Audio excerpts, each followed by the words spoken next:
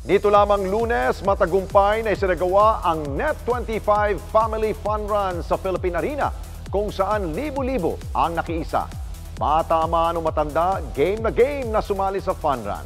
Ito na ang pinakamalaking ground event ng Net25 ngayong buwan at inaasahang isasagawa na ito taon-taon. Madilim pa lamang dagsana ang mga tao sa Philippine Arena sa Bukawi, Bulacan itong Lunes. Pamilya, magkakaibigan, o kaya namay magkatrabaho, lahat sila excited. Dahil dito, isasagawa ang pinakamalaking outdoor event sa kasalukuyan, ang Net25 Family Fun Run. Marami rin ang nakapila para kumuha ng race kit na kanilang gagamitin sa pagtakbo. Habang ang iba naman nagkakabit na ng mga number tag sa kanilang mga damit. Ang mga nagsidalo, kanya-kanyang paghahanda. Nandyan ang todong stretching at nagwo-warm up. Ang iba naman, sumisilip sa mga booth na mga sponsors sa paligid ng arena. At habang lumalapit ang oras sa pagtakbo, mas lalo pang dumami ang bilang ng mga taong dumating. Bata man o matanda, maagang gumising para sa Family Fun Run.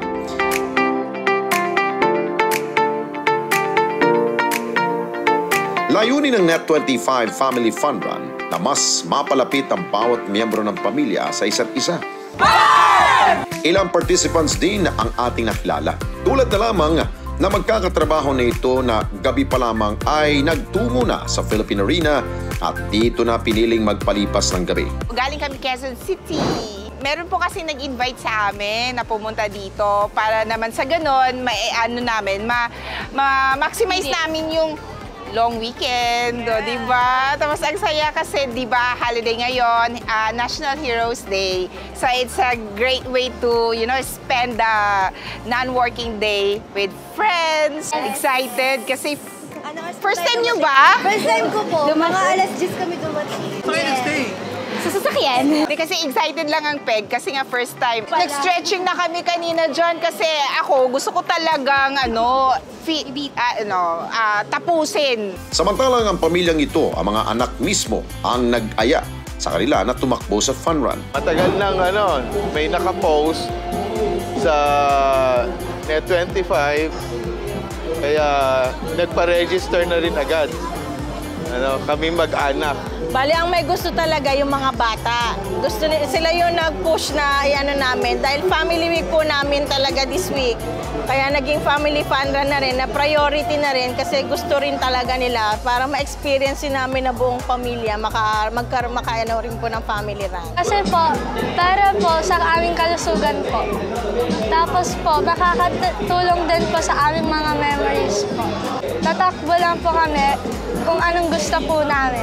Para naman sa magkakaibigan nito, magsisilbi ang fun run upang makapag-bonding at mas tumibay ang kanilang samahan. Para po sa akin, kailangan po namin ito ma-explore pa. Kailangan po namin maramdaman pa yung physical pa po. Makakasama din po namin ito sa kasiglahan po ng aktibidad po namin. Mas lalo napapatatag yung kasiglahan or yung foundation ng kapisanan kapag yung nasa loob nun or may strong bond. So, mas magandang buo yung yung bonding na yun palagi. Para po sa akin, pag magkakasama po kaming lahat, doon pa namin makikilala lahat at mababanding namin isa't isa pa po namin.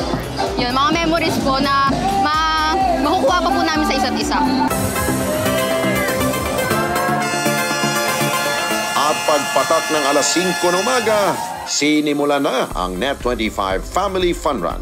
At unang sumabak ang mga tatakbo para sa 10-kilometer run.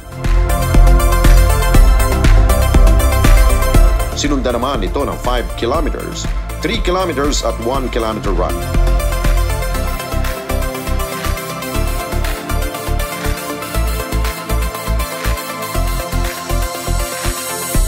Isa sa nakatawag pansin ang batang si Vian na galing pa sa Pangasinan.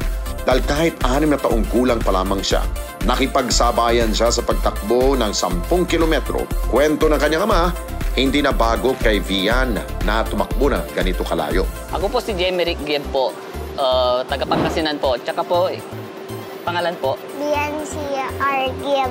Biancia Argib po. Since October po yung first start niya ng running, 5 kilometers, and the rest po ng ano niya, bali 10K na po. Meron din po once na nag-12K siya kasi wala pong available na 10K sa isang event. 12K po yung pinakamataas na tinakbo niya. Since 2 years old po kasi siya, binilan po namin ng bike na yung walang pedal. 1 year din po siya nag-compete. Then, yun po, yung pinakamalayong napunta niya, Malaysia po. Kasama po kasi sa training niya, yung running. So, nag-try kami, 5K sa may Baguio. Kinaya naman po niya. Yun na po, nailigan na rin po niya. Tapos ano yung gusto mo sa running? Station. Yung mga water station. Kasi may yung iba po kasi may mga pagkain. May mga candies, yun po. Favorite niya po yung mga ganon. Mahalaga rin umano nasuportahan ng mga bata sa gusto nilang gawin, lalo na pagdating sa sports. Bali, masaya po, nakaka-motivate po siya ng mga ibang runner din po. Kasi yung mga iba dati, yung mga parents na hindi nila pinapasok sa running yung mga anak, na i-encourage po sila na ipasok yung mga anak nila through running. Bali sa akin po kasi ang ano ko, sa health kaya po ako nag-run. At sa kanya naman po, favorite sports mo, running? Pushbike running. Pushbike running talaga po. Mahilig po talaga siya sa sports. Wala po siya masyadong screen time sa cellphone. Nagbubunga din po yung mga training niya kasi nasa 3 to 4 times a week. Yan, tumatakbo ka sa oval, di ba? Maganda rin i-encourage yung mga bata sa mga sports para ma-lessen po yung screen time ng mga bata. Yun po kasi ang problema ngayon. Halos maghapon na po yung screen time nila sa mga cellphone. Para hindi kagaya po nung hindi pa uso ang cellphone, medyo okay pa yung mga laro ng mga bata sa labas-labas. Ngayon, wala na po. Bukod sa hilig sa pagtakbo, nananalo rin si Vian sa kanyang mga sinasalihan. Yun, nag-podium na rin po siya, sir. Yun, twice po siyang nakapunta ng Cebu for national. Doon, nagcha-champion po siya. Yun lang po sa Malaysia, hindi po siya nakapasok. Kasi ang lalakas po talaga ng mga kids. As in, so far, nanalo naman po siya ng all-girls competition, tsaka yung category po niya na 2018. At ilang minuto pa, heto na. At isa-isa nang dumating ang mga 10-kilometer finishers kung saan isa si Gabriel sa mga nanguna. Hindi ko po ina-expect pero nagagawa ng mga ensayo, ayun po, nagbunga naman. Bali, tumatakbo po talaga ako lagi, parang lifestyle. Tapos ngayon, ito po yung first time kong sumali sa race. Sobrang saya po, syempre. Di po ako makapaniwala kasi makakasabay ako po, puro malalakas talaga.